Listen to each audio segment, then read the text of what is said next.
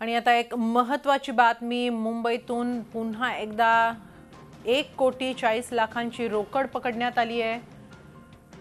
अंधेरीत एका गाडीमध्ये ही मोठी रोकड सापडलेली आहे।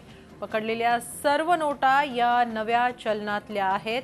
आयकर विभागाकडून या सगळ्या संदर्भात तपास सुरू आहे। मुंबईत अंधेरीमध्ये 1,40,40,00,000ची रोकड एका गाडीतून हस्तगत करण्यात आलेली आहे आणि या प्रकरणी 4 जणांना पोलिसांनी ताब्यात घेतलेले आहे। आयकर विभागाकडून या प्रकरणाचा अधिक तपास सुरू आहे।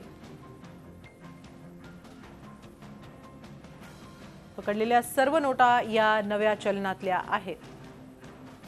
आपण याबाबत अधिक माहिती घेऊया आमचे प्रतिनिधी अजित मांढरे यांच्याकडून। अजित, पुन्हा एकदा आता मुंबईत अंधेरीमधून एवढ्या मोठ्या प्रमाणात ही रोकड पकडण्यात आलेली आहे, काय अधिक माहिती आहे? हेमली, मुळात आतापर्यंत ज्या नोटा पकडल्या गेल्या त्याच्यामध्ये जवळपास 20% या नवीन नोटा आणि उर्वरित ज्या नोटा असतात त्या जुन्या नोटा असतात। पण आज जी मुंबई पोलिसांनी कारवाई केलेली अंधेरीतल्या DN नगरमध्ये त्या ठिकाणी तब्बल 1,40,40,00,000 रुपयाच्या नवीन नोटा म्हणजे 2000च्या या नोटा आहेत आणि त्या सर्व नवीन नोटा आहेत। या नोटा कुठून आणल्या आहेत आणि कोणाला या नोटा दिल्या जात होत्या, कोणाकडे या नोटा पाठवल्या जाणार होते याबाबत ज्या तिघांना पोलिसांनी ताब्यात घेतले त्यांनी कुठली माहिती दिलेली नाहीये।